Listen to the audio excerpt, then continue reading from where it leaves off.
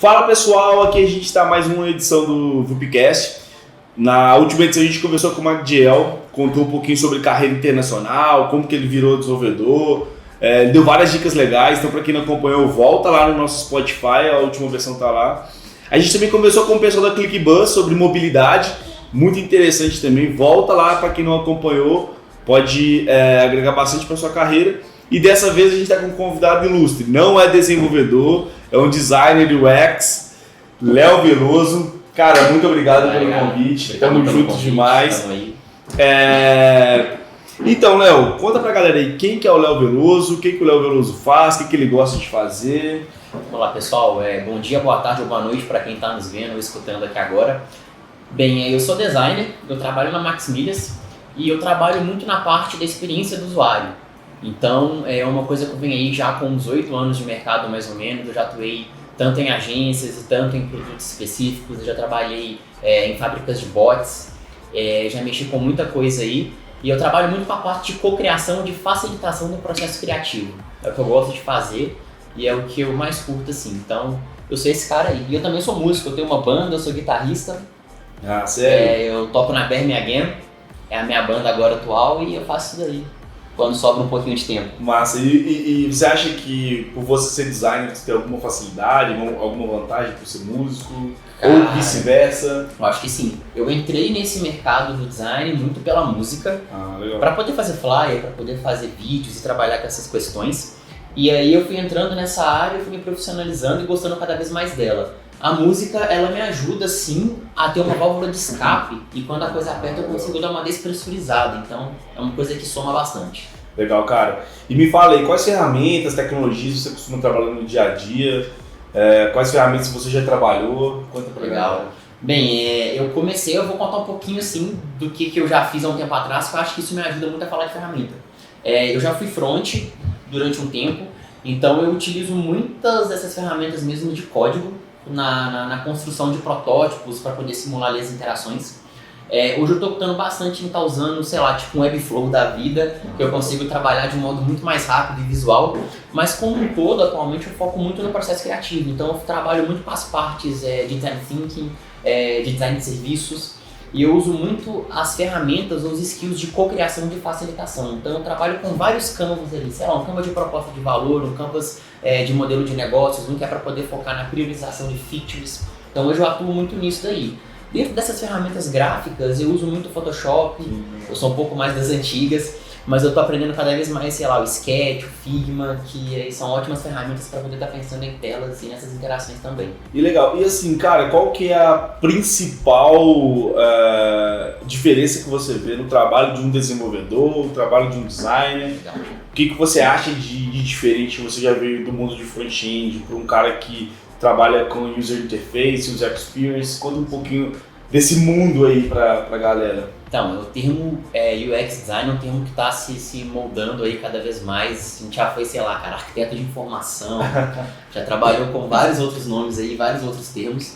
E aí agora está começando a mudar um pouquinho mais. Basicamente a pessoa de UX, ela foca na experiência do usuário em si. Legal. Então, vai ter um lugar que essa pessoa ela também faz tela? Vai. Tem um lugar que a pessoa ela trabalha só com fluxo? Vai.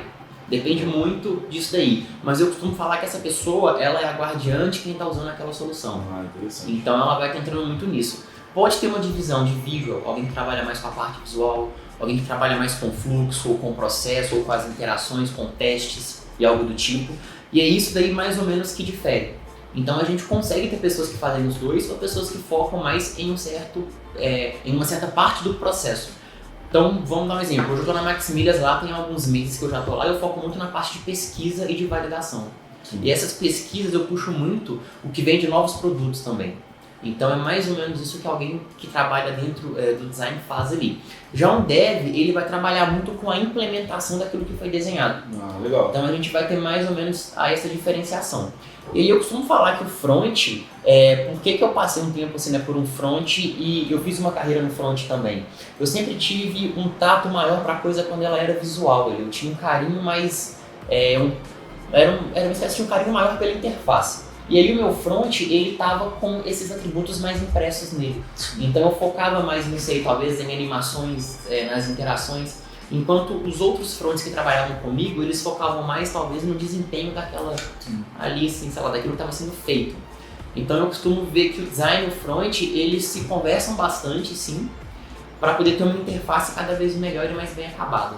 Legal. E explica pra galera o que é Design Thinking e o quanto que ele ajuda no desenvolvimento e na implementação de melhorias de produto. Cara, o Design Thinking, ele é uma abordagem, ele é uma filosofia, a gente pode falar, que é para solução de problemas que são complexos. Então a gente vai ter um problema que ele vai ter uma solução mais óbvia ou que ele é um problema não complexo. Talvez o Design Thinking não vai ser a melhor abordagem para poder trabalhar com aquilo dali. O Design Thinking são para problemas complexos ali, é para problemas complexos. E ele utiliza de um pilar ali, na verdade 3 itens dentro ali daquela base dele, que é a cocriação, que é a experimentação e a empatia para poder projetar. Então ele é um modo tridimensional de você visualizar um problema. Eu costumo falar que as pessoas elas compram as coisas, elas tomam as preferências de estar usando algo, não só por uma esfera, sei lá, funcional. Aposto que não sei, cara, se sua garrafinha verde aqui, ela tem mais motivos para você gostar dela porque ela é verde. Então a gente toma decisão, cara, todos os momentos, por fatores que são sociais e que também são mais emocionais e não só funcionais.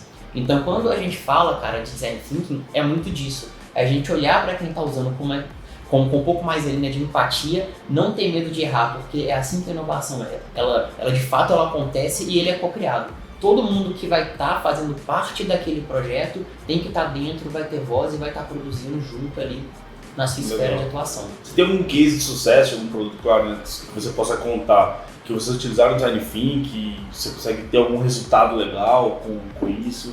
Cara, tem sim. Eu tenho uma rádio, o nome dela é Som Dia. Tinha ela antes de entrar para a faculdade, usei o espaço da faculdade para ser meu TCC.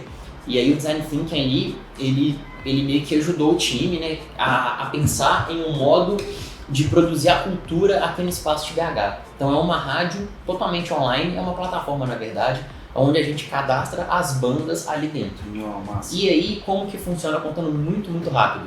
A gente começa a ver os acessos, a gente começa a ver dentro de uma loja virtual que está linkada qual banda que está vendendo mais produto, qual banda que está combinando com outra banda para poder propor um evento que funciona mais para as casas de show que podem estar convertendo mais. Então é uma inteligência de dados ali na cena cultural de BH. Isso daí nasceu ou foi criado devido a processos que na verdade a gente estava usando algo do Design Thinking ali. Legal. Cara, você falou muitos termos legal e interessante, parece que você é um cara muito estudioso, você gosta de aprender coisas novas e quando você vai procurar alguma coisa nova para aprender, onde que você costuma procurar, onde que você costuma consumir conteúdo? Sim. Cara, assim, hoje eu vou muito em evento e eu me conecto muito com as pessoas, então hoje eu converso com muitas pessoas, até mesmo de outras empresas, a gente vai se ajudando bastante fazendo muito benchmark, então hoje esse é um meio que eu costumo aprender com mais velocidade e com mais eficiência. Eu gosto muito de ler, eu sempre gostei muito de livro. Eu prefiro mais um livro do que uma videoaula ou algo do tipo. Então, principalmente com código e com front. Assim, eu já comprei vários cursos baratos e caros até, eu não consegui sair do lugar. Na hora que eu comprei um livro que era o CSS Cookbook, cara, que era um urso polar na capa, grossão, e o livro acabou. Eu consegui ter um avanço legal naquilo dali. Então, assim, hoje eu vou muito em evento, eu converso muito com pessoas, e eu leio bastante livros, eu gosto muito de livros. Legal. E você acha que isso te ajudou na sua carreira? Você acha que você chegou até hoje, onde você está, muito por conta dos estudos? Com certeza. Eles fizeram parte, sempre fizeram parte disso daí, com certeza eu acho que sim, eles agregaram bastante. A faculdade, ela somou muito também. A minha formação é design, é um design que a gente brinca que é sem sobrenome. Então não é gráfico, não é moda, não é interiores, eu vi um pouco de tudo. Legal. E eu vi muita matéria de produto, que é o que eu mais gostei também. Eu acho que sim, é uma coisa que ajudou. Mas claro, o mercado ele me ajudou muito mais. Então acho que a escola-mercado é a principal de todas ali. Você tocou num ponto interessante da escola-mercado. Quais as empresas que você passou? Quais os aprendizados que você teve em cada empresa? Conta um pouquinho a diferença de perfil de empresa. Por exemplo, eu estava falando no podcast com o Magdiel, que eu trabalhei numa fábrica de software, hoje eu fundei uma startup, né, a VUP. Eu trabalhei numa fábrica de software, trabalhei numa fábrica mesmo, numa metalurgia. Trabalhei agora numa startup, eu vejo o quão o clima é diferente, né, de uma empresa de serviço, uma empresa de produto, uma empresa que é de prestação de serviço. E eu aprendi várias coisas diferentes em relação a processos, em relação a habilidades ágeis. Eu tinha que me reinventar todos os dias, muito por conta de trabalhar com ambientes diferentes. Então, assim, conta um pouquinho das suas experiências, quais empresas que você passou e o que você aprendeu em cada uma delas. Legal. Cara, eu comecei nessa carreira, tava no ensino médio, assim, começando o ensino médio, e aí o marido de uma amiga minha, meu namorado na época, não lembro, ele abriu uma empresa em Contagem, perto ali da Praça dos Trabalhadores, um pouco mais longe daqui do centro de BH. E ele falou, cara, eu preciso de alguém para poder fazer banner para os sites que eu desenvolvo usando o tema WordPress. Falei, cara, eu tô fazendo curso de computação gráfica, era um técnico. Falei, eu sei mexer no Photoshop, eu achava que eu sabia mexer, bora pra lá.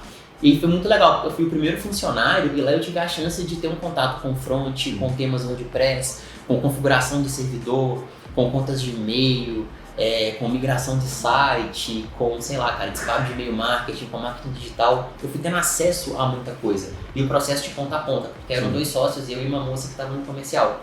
A empresa ela foi crescendo. Então nessa empresa eu costumo falar que eu fazia tudo, mas eu não fazia nada. Eu era muito geral, mas eu conseguia fazer tudo. Empresa 2ML, que era o nome. Era 2ML. Era 2, os sócios eram Marlon e Luciana, por isso 2ML, era bastante criativo. E assim, eu já entrei lá fazendo a marca, então é uma empresa que eu guardo muito assim no coração, porque ela foi uma escola de fato. Eu fiquei lá 3 anos quase, ou um pouco mais de 3 anos. E aí lá eu tive a chance de trabalhar com tudo isso daí. E aí lá também eu tive a chance de ter um amigo meu que estava lá trabalhando comigo, ele entrou depois. E eu fui espécie de um gestor dele, então desde novo eu já comecei a trabalhar com liderança e aí puxando um pouco disso daí. Então foi uma experiência diferente, eu vivi um pouco de tudo ali dentro. Fiquei lá 3 anos e depois eu fui para a Quartel, que era uma agência que eu gostava e que eu ainda gosto muito da Quartel. Eu estava tendo um evento deles há uns 2 meses atrás ou menos, são vários amigos também, e lá eu fui ser front-end. O foco foi trabalhar com desenvolvimento web e front-end. Mas lá eu costumo falar que o que eu vivi lá em 9 meses ou 10 meses, assim, cara, parece que foi tipo uns 4 anos. A turma lá é extremamente competente no que faz, muito, eles são muito bons. E lá eu aprendi muito de WordPress com o Matheus Neves, que assim, o cara é o papa do WordPress no Brasil. Sim. Ele é muito bom. E lá eu fui aprendendo muito dessa tecnologia. E aí eu comecei a palestrar nos bootcamps e tudo mais, que eu quando entrei nesse mundo de palestra e tá mais nos eventos também. E logo depois que eu fui pra Quartel ali, eu já tava começando a querer trabalhar mais com usabilidade. Legal. Desde lá da 2ML eu ficava muito me perguntando, cara, será que faz sentido o site ser desse jeito? Será que alguém vai estar usando isso aqui? Isso aqui de fato é um problema para alguém? Isso me incomodava muito. E aí foi quando eu fiz um curso na DT, que é a Design Thinkers Group aqui, que estava aqui em BH. E é uma consultoria, cara, de design thinking no caso, e eles estão em mais 13 países, se eu não me engano. Então assim, foi uma espécie de um outro rolê na minha vida, ter contato com mais pessoas e trabalhar desse jeito. Lá, eu fiz um curso com eles, deu super certo, eles me chamaram para poder atuar lá em um projeto, eu fui. Fiquei lá 1 ano e meio, atuei em várias frentes. Lá eu trabalhei muito com essa parte de cocriação e com grandes contas. Lá eu tive a chance de trabalhar para a Fundação Dom Cabral, para o Laboratório São Marcos. A gente atuou com algumas coisas para o Bradesco também, então lá era um pouco diferente. E logo depois que eu passei por lá, que eu tive um aprendizado muito grande dentro do design thinking, dentro da cocriação e do design em si mesmo, numa esfera mais estratégica, eu fui para a Take. A Take foi o lugar que eu fiquei mais tempo, se eu não me engano, ou quase o mesmo tempo da 2ML, uns 3 anos ou 2 anos e meio. E aí na Take, eu lembro que eu fui para uma área que era uma espécie de uma fábrica de bots. E aí eu tava muito em projeto na Take. E aí eu tive a chance, de trabalhar para Casas Bahia, para Localiza, para o Rock in Rio. Eu tive a chance de atuar em várias contas interessantes. E foi muito legal na Take porque era só eu e o Caio Palado na época, um outro cara que conhece muitíssimo de bot, um grande amigo meu. E aí foi muito legal, porque eram só nós dois. E aí eu saí de lá, ainda no começo desse ano, cara, o time tinha tipo umas 14 pessoas no design. Eu tava liderando essa galera, então foi todo um aprendizado, foi toda uma curva, foi muito legal como que eu fui tendo esse carinho pela Take e como que eu fui ganhando esse espaço lá dentro junto com o time, e o design ele tá uma coisa muito forte lá hoje, sabe? Então assim, hoje ele é uma coisa muito forte. Nossa. E aí logo depois que eu saí da Take eu fui pra Max Milhas, e eu tô lá até hoje. Estou com 8 meses já de Max Milhas lá. E lá eu foco muito na parte de pesquisa e desses novos produtos, inovação no geral. Massa. E quais os maiores desafios que você enfrentou na sua carreira? Tanto relacionados a profissionais mesmo, de soft skills, quanto a hard skills? Cara, eu acho que o principal desafio foi a língua. Tem muita coisa legal em inglês. Eu custei aprender a ler em inglês, no caso. Então, é aquela coisa, ou você vai pro mercado, bota a cara no sol e vai trabalhar, e você não tem muito tempo para você poder, sei lá, focar em outro idioma. Eu fui aprender isso um pouco rápido. Um pouco depois, na verdade, um pouco depois. E aí, assim, muita coisa acontecendo, eu tendo acesso a muita informação e o inglês era uma barreira. Até que eu dei um foco muito grande nisso e eu consigo ter uma espécie de uma autonomia legal já. E outro desafio, cara, sempre foi liderar. Assim, liderar é uma coisa complicada que envolve se conectar com pessoas, assim, e vai muito do seu propósito, daquela coisa de se autoliderar. Então, é uma coisa que nos últimos 2 anos eu venho focado bastante em trabalhar com essas frentes. E um desafio de fato é isso daí, assim, você conseguir criar essas conexões e fazer um bom trabalho como líder. Eu acho que esse é o principal desafio que eu enfrentei, tanto na 2ML um pouquinho, quando eu comecei a liderar, principalmente na Take e até na Maximilias também. Bacana. E assim, você trabalhou remotamente? Já trabalhei remotamente. O que você acha de trabalho remoto? Trabalhar remotamente é legal pra caramba, é bom. Na época que eu tava na DT, eu lembro que eu fazia faculdade, e aí para poder dar tempo de conseguir fazer tudo, eu trabalhava de casa de 8 até meio-dia, almoçava em casa, tava no centro ou na Savassi, não lembro, que a gente mudou de endereço 2 vezes, às 13 horas da tarde, para poder sair às 5 para ir pra faculdade. Então foi um pouco de trabalho remoto, e fora os projetos por fora, que eu pego às vezes também. Então é uma espécie de um trabalho remoto. Cara, o trabalho remoto eu gosto muito, acho que é uma cultura que tem que ser cada vez mais fortalecida dentro das empresas. É necessário isso daí para ter uma qualidade de vida nas nossas cidades aí. E eu acho que tem que ter um gerenciamento de tempo e uma disciplina muito grande para conseguir trabalhar bem de uma forma remota. E qual que é o ponto, os pontos positivos e negativos que você acha do trabalho remoto que fazem com que as pessoas tenham melhores performances ou a performance aquém do que deveria? Certo. Pensar mais em boas práticas para poder conseguir ter um formato de trabalho remoto melhor, assim. Um ponto positivo, uma boa prática que você pode estar tendo ali, eu acho que é ter o seu horário de acordar, ter o seu horário de trabalhar, ter o seu espaço para isso acontecer. Eu gosto muito, sei lá, da minha mesa de trabalho em casa ser um espaço limpo e mais organizado. Quando ele não está desse jeito, eu não me sinto que eu estou talvez naquele espaço para trabalhar. E assim, é falar com a família muito, mãe, vamos dar um exemplo, eu estou trabalhando de tal até tal horário, por mais que eu esteja em casa, não quer dizer que eu não estou trabalhando. Então você está tendo sempre esses horários, essa disciplina é uma coisa muito importante para você conseguir estar fazendo isso acontecer. Agora, tem alguns pontos negativos ou alguns apertos que você pode passar, por exemplo, sei lá, a questão de internet. A internet da minha casa não é igual a internet da Maximilias. Então, assim, às vezes ela cai, às vezes ela fica muito ruim, às vezes ela não volta. Então, tem muita coisa que a gente tem que saber lidar com isso. Então, hoje, por exemplo, eu tenho uma internet boa, que é o meu 4G, que quando a coisa aperta eu jogo pro computador e eu volto a trabalhar. Então hoje eu vou tendo vários planos B ali para conseguir estar lidando melhor com essas adversidades. E o que mais te chamou a atenção e te fez ir para a área de produto, né, de design de produto? Ah, cara, design de produto, assim, vamos pensar mais em design de produtos digitais. Sim.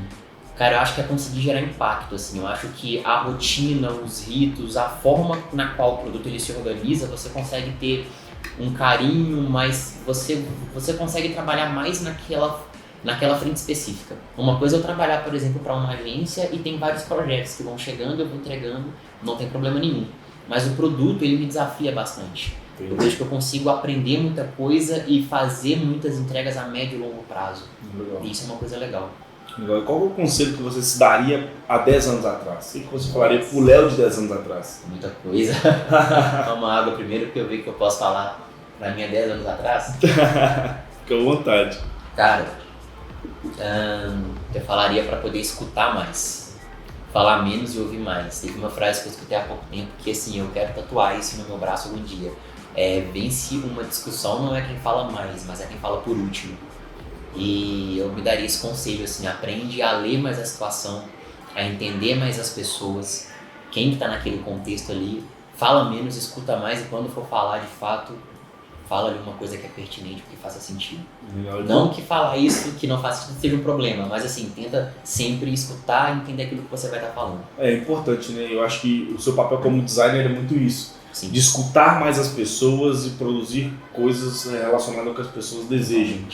E eu acho que essa capacidade de conseguir abstrair o desejo de uma pessoa e transformar isso num produto é algo sensacional. Então, quem utiliza Nubank, utiliza o Twitter, vê a usabilidade da galera, o que a galera faz, o próprio Instagram, o quão prático é e qualquer pessoa consegue utilizar, principalmente para design deve ser um tesão muito foda, né? De saber que a gente está sendo ouvido, que tudo que a gente reclama, tudo que a gente se incomoda as pessoas fazem, isso é bem legal. E como que você utiliza essa escuta ativa no seu dia a dia? O que você acha que é o diferencial, né, dessa escuta ativa para a produção de produto? Cara, escuta ativa, vou te dar um exemplo. Alguma frente nova de um produto ou de alguma coisa, de algum projeto que eu vou estar tocando. Eu vou estar sendo o ponto focal do processo criativo. Como que geralmente eu faço? Quem está envolvido dentro desse projeto ou dentro disso daqui? Quais são os stakeholders, né? As partes envolvidas dentro daquele contexto ali? Eu entendo quem são essas pessoas, eu começo a ter um papo rápido com cada um. Para quê? Para poder entender o momento de cada time. Sei lá, vou ter uma demanda na Max que envolve o time de dados, o time de produto, o time de gente de gestão. Eu preciso conversar com cada pessoa para poder entender aquilo de fato é uma dor, é pertinente para aquela pessoa ou não. Quem que naquele espaço ali é promotor das minhas ideias e quem que é detrator. Quem que eu posso estar tendo como um aliado ou quem que eu preciso ter mais esforço para conseguir trazer para dentro do jogo. Então eu preciso entender muito desse contexto para conseguir ter uma estratégia e uma atuação de um modo mais eficiente e que gere menos atrito. Eu me preocupo muito com isso. Então essa escutativa é muito disso. É de escutar o outro, entender, beleza, eu preciso muito, sei lá, cara, do time de dados. Será que eles vão ter tempo? Será que o backlog deles permite eles atuarem na expectativa que eu tô? Se não permitir, eu vou ter que ter um plano B. Então eu tento antecipar, certo? Para conseguir atuar de um modo mais efetivo. Legal. Agora uma pergunta difícil, hein? Como que você se vê daqui a 10 anos? Cara, eu me vejo... Gosto muito do que eu faço, me vejo nesse mercado, me vejo nessa área. Com crescimento profissional, sim, eu quero dar passos maiores. Mas eu me vejo principalmente trabalhando e vivendo em um mundo melhor. Eu me vejo fazendo parte desse mundo melhor. Eu acho que o design ele tem um poder muito grande sobre isso. Daí a gente fala de complexidade. O que é essa complexidade? Cara, sei lá, vou dar um exemplo, sei lá, tipo pós-guerra. Imagina o Japão, tipo, destruído e ele conseguiu se reerguer tão rápido graças ao design. Então tá vendo como que o design ele é importante, ele tem um poder muito grande? Eu vejo que o design ele consegue sim fazer uma análise e propor uma solução, cara, para vários problemas, sei lá, de várias cidades e de várias, sei lá, em vários contextos. Eu me vejo muito trabalhando com a complexidade. Eu vejo o design como uma porta para isso acontecer, mas é uma área de estudo que eu quero estar tendo um foco maior, que é a complexidade. Sim. E conseguir atuar dentro ou com ela de uma maneira mais ética e tendo um plano de ação em cima disso. Sim, eu me preocupo muito com isso daí. E como que você enxerga o futuro do design thinking? Hoje a gente vê muito vários conceitos. Tem o Spotify usa muito que ele fala muito que não existe design thinking, existe design doing. Então não adianta você só pensar, você tem que praticar todos os dias. Perfeito. Como que você enxerga o futuro do design e o futuro do design thinking para os próximos anos? Cara, hoje a gente vai ter, por exemplo, um design sprint. Design sprint é uma metodologia, um método, né? Uma fórmula de bolo que o Google criou para poder colocar na prática o design thinking de um modo acelerado ali. O design, o design sprint ele é isso daí. Eu vejo o futuro do design thinking ele mais autônomo, as pessoas conseguindo quebrar mais aquela regra para conseguir entregar algo melhor. Vou dar um exemplo disso. A gente hoje fala de sprint. Cara, muita gente conhece sprint e toca sprint, mas ele tem que ser feito em 5 dias. Quem que de fato está conseguindo entender por que são aqueles 5 dias ali? Quais são as etapas? E beleza, eu preciso fazer as 5 partes, sabe? Então conseguir quebrar. Eu falo muito que primeiro a gente aprende a regra para depois estar quebrando. Então eu acho isso muito importante. Eu acho que o design thinking hoje ele está entregando muita coisa legal e ele tendo essa evolução, né, ele conseguindo, ou assim, o tempo passando na verdade, eu vejo as pessoas, os times, as equipes, elas conseguindo estar manipulando melhor o design thinking, tá mudando para conseguir melhores resultados e potencializando aquilo dali por contexto daquele caso específico. E quais são as dicas que você daria para alguém que está começando agora na carreira de produto, de design, de desenvolvimento, na área de tecnologia? Cara, a palavra principal é calma. Acho que tá tudo muito acelerado. Eu já vim do mundo acelerado, sou novo pra caramba, já tô nesse mundo aí muito rápido, mas eu costumo falar que calma é uma palavra legal pra turma que tá começando agora. Vejo pessoas, não sei, cara, tipo assim, muito jovens, e não que isso seja um problema, mas por exemplo, 20 anos de idade, 21, ainda tem o peso da idade que conta, sabe? Sim. Eu vejo muitas pessoas, não sei, no primeiro emprego, no segundo emprego, conhece só um tipo de mercado e já quer ser sênior muito rápido, já quer ter promoção muito rápida. Cara, tipo assim, eu fui promovido há 3 meses atrás, eu já quero outra, e fica muito preso, sabe? A esses, talvez esses marcos dentro de uma empresa e esquece de se desenvolverem cada vez mais. Eu acho importante, assim, uma comunicação não violenta. É um ponto que eu sempre gostei muito de trabalhar, é a questão mais da inteligência emocional. Eu acho que isso tudo são esses soft skills, são coisas importantes que nos fortalecem cada vez mais. Então, assim, por mais que você conheça muito de um modelo de negócio específico, que é B2C, que seja, cara, mas assim, quando a empresa começa a ter que trabalhar com algo B2B, se eu já tenho uma bagagem disso, eu já trabalhei para um banco, para uma consultoria, eu consigo ter uma bagagem e propor coisas que são diferentes para aquele meio ali. Então eu acho que calma é uma coisa importante, assim, e se permitam estar vivendo novas experiências e novos contextos, assim. Sei lá, cara, tipo, trampar num banco é legal, cara, pra caramba. É legal, não tem um problema nisso daí, eu vejo muita gente com esse pé atrás. Então, assim, entender mais desse mundo corporativo e conseguir lidar melhor com ele é legal. Você acrescenta muita coisa na sua carreira. Se for uma coisa que você quer e vê que faz sentido. Mas, assim, se você se permitir, é uma coisa bacana. Legal. Cara, novamente, muito obrigado pelo bate-papo, foi Tamo sensacional, acho que a galera vai aprender muito e aprendeu muito ao longo do podcast. E quem quiser bater um papo com você, quais redes sociais que a gente consegue entrar em contato, onde que a gente te encontra, fala pra galera aí. Cara, coloca o Léo Veloso, o segredo é colocar um Z ali no Veloso, não S, que vocês vão me achar. Vou estar no LinkedIn, vou estar no Instagram, vou estar no Facebook, vou estar no Twitter. Busca Léo Veloso, tudo junto, ou O Léo Veloso, que vocês vão estar me achando. E o pessoal pode te chamar para bater um papo? Sem problema nenhum, estou à disposição. Fechou. Contem comigo. Léo, muito obrigado. Obrigado pelo convite, Felipe. Eu que agradeço, cara. Estar aqui na Vulco. Galera, muito obrigado por escutar o nosso podcast até aqui. Fique ligado nas nossas próximas versões. Para quem não escutou nossos últimos podcasts com o pessoal da ClickBus e com o Magdiel falando sobre carreira internacional, volta lá no Spotify, volta lá no YouTube, tem tá tudo disponível. E um abraço, até a próxima versão. Abraço, galera. Tchau, tchau. Tchau, tchau. Falou.